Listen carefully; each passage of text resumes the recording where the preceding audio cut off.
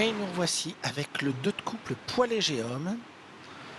Même principe que pour les femmes, vous avez un poids maximum qui est de 72,5 kg par rameur et une moyenne de 70 kg dans l'équipage. 6 bateaux en finale, comme tout le monde, comme toujours, avec un bateau français, Hugo Beuret et Ferdinand Ludwig. Il y avait un deuxième bateau français qui était engagé en 2 de couple poids léger, composé de Pierrick Verger et de Baptiste Savate, qui a terminé donc troisième de la finale B, pas si loin que ça de l'Autriche et du Japon qui avaient resté les 2 premières places.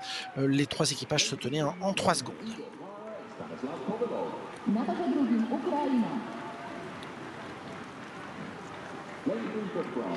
Et les voilà les Français, Ferdinand Ludwig, je vous ai parlé d'un de ses frères, Florian Ludwig tout à l'heure, qui était en 200 barreurs, et Hugo Beuret.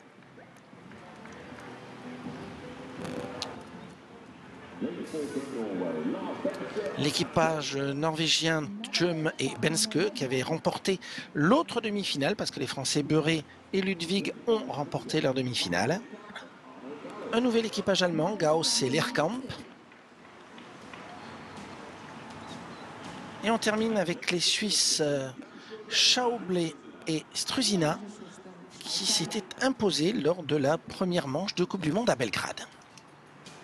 Alors, on va le suivre ce bateau avec attention. Bon, là aussi, il manque quand même quelques ténors, mais il y a bien longtemps qu'on n'avait pas retrouvé un bateau poids léger français susceptible de gagner une manche de Coupe du Monde. On va voir s'ils y arrivent tous les deux. Bon, le 2 de couple poids léger, c'est un bateau fort dans la tradition française. Hein. Il y a eu énormément de bons rameurs en double poids léger, hein, de Thibaut Chapelle à Pascal Touron, à Fabrice Moreau, et puis le meilleur rameur de tous les temps en poids léger, Jérémy Azou qui avait été champion olympique avec Pierre Ouin en 2 de couple poids léger au Jeux de Rio et qui avait été champion du monde avec ce même Ouin en 2017 et avec Stany Delair en 2015 sur le superbe bassin d'Aiguebelette, où je pense que tous les amoureux d'aviron de France, de Navarre, d'Europe, du monde entier, même de la galaxie entière, aimeraient retrouver un jour des Coupes du Monde d'aviron, aimeraient retrouver un jour des championnats du monde d'aviron, parce que Aiguebelette, c'est un des plus beaux bassins du monde. Et donc là, on voit les Français qui attaquent bien, qui attaquent fort, et qui vont se retrouver en tête probablement avec les Suisses. Je vous l'ai dit, c'est important de ne pas rater son départ. Déjà pour se trouver dans une position pas larguée, parce que quand on est largué, on se retrouve avec la vague qui est créée par les gens qui sont devant vous, et puis ça freine, ça ralentit un petit peu, puis quand on est devant, on peut voir ce que font les adversaires. Donc là, Hugo Beuret et Ferdinand Ludwig sont partis pour bien partir. Voilà, ils doivent être à vue de nez deuxième, juste derrière les Suisses. En tout cas, la bagarre pour la première place. Bon, là aussi, comme pour ce que je vous disais tout à l'heure pour les femmes, ça reste un bateau extrêmement disputé parce que il n'y a que 2 places pour les petits gabarits du monde entier. Et donc, on a souvent des courses très, très serrées. On va voir ce que ça va donner là. Là, bon, strictement rien n'est joué entre tous ces bateaux, que ce soit les Français ou les autres. Alors ça, c'est un bateau Hugo Beuret et Ferdinand Ludwig, c'est un nouveau bateau, 45 centièmes, une 33, une 35, 2 secondes, 2,10. Bon, là, tout est jouable un petit peu pour tout le monde. Hein. Donc Hugo Beuret et Ferdinand Ludwig, c'est un nouveau bateau. Hugo Beuret, pendant des années, avait été le coéquipier de Pierre Ouin, du champion olympique Pierre Ouin, mais ça n'avait jamais marché pendant quasiment toute l'Olympiade précédente. Après la retraite de Jérémy Azou, le 2 de couple poids léger français s'est retrouvé dans les profondeurs du classement.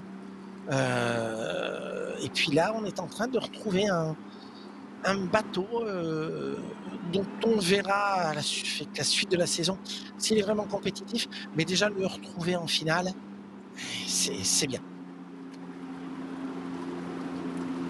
On va voir ce que ça va donner pour la suite. Les Norvégiens Benske et Tjum sont en train de revenir. On ne voit pas là actuellement les Suisses sur l'écran, mais ils ont l'air d'être toujours en tête. Là, les Français, Beuret et Ludwig, sont en train de laisser partir, de laisser passer les deux premiers bateaux. Donc on avait vu tout à l'heure quasiment tous les bateaux se tenaient en environ 2 secondes. Là, on va passer au pointage au 1000 mètres.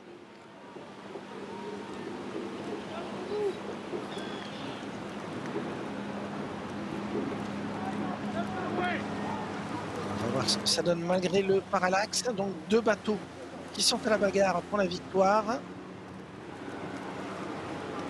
6 secondes, une 90 secondes au 1000 mètres, là, ça va commencer à compter. Chaque bateau a un profil de course. C'est des... Et les rameurs le savent. Ils savent quel bateau va attaquer vite, quel bateau va mettre son effort dans le deuxième 500 de la course ou dans le troisième 500 de la course, quel bateau est le plus fort en levage. Bon, ça tout le monde le sait. Mais là, on est en début de saison et on n'a pas nécessairement toutes les données qu'il faut pour savoir les points forts et les points faibles de toutes les embarcations. Beuret et Ludwig sont toujours dans le coup pour le podium.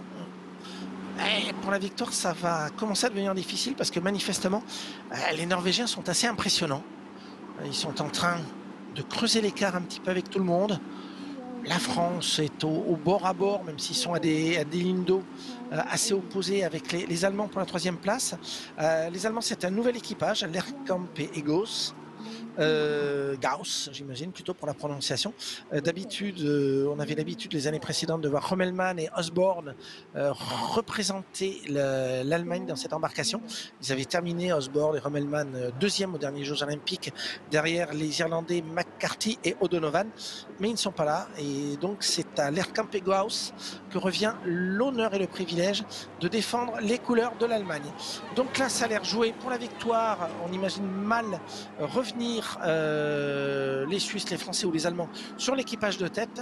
En revanche, ça reste disputé pour la 2e et la 3e place, plus pour la 3e d'ailleurs que la 2e. Voilà, on est en train de voir Hugo Beuret et Ferdinand Ludwig qui sont en train de faire leur effort pour essayer de remonter donc sur les Suisses. C'est pas nécessairement mission impossible.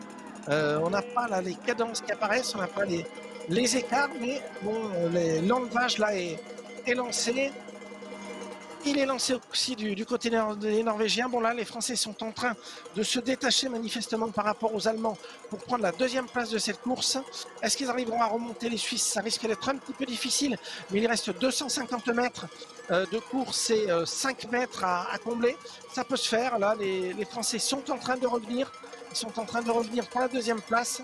Est-ce que les Suisses qui seront partis assez vite auront encore suffisamment de ressources pour résister à l'enlevage des Français? On va le savoir, là, la réalisation s'attarde un petit peu sur l'équipage norvégien qui va l'emporter facilement. Est-ce que les Français vont revenir? Là, ils sont quasiment au bord à bord avec les Suisses. Donc un bateau là comme ça est en train de prendre le meilleur sur l'autre. Il est très difficile ensuite pour celui qui est dépassé de revenir. Là, les Suisses font l'effort pour essayer de garder la 2e place. Ça va se jouer à pas grand-chose pour la 2e place. Hugo Beuret et Florian Ludwig, Ferdinand Ludwig, pardon, sont 2e, 3e, 2e, 3e. Non, ils vont prendre la 2e place. Belle 2e place des Français. Il y a longtemps qu'on n'avait pas vu. Il faut remonter à 2017 pour voir un bateau français obtenir une place comme ça. Bon, faut pas s'enthousiasmer. Faut pas crier victoire, c'est le début de la saison, il manque encore pas mal d'adversaires dans cette embarcation, mais voilà, le premier des 3 bateaux français engagés en finale vient de décrocher une médaille, une belle médaille, une médaille d'argent. Hugo Beuret, c'est celui que vous aviez à droite sur votre écran, et le chef de nage, celui qui tourne le dos à son coéquipier, donc c'était Ferdinand Ludwig. Et donc revoilà un bateau français sur le podium. En 2 de couple poids léger, ça fait plaisir. Voilà, on va pas dire le contraire.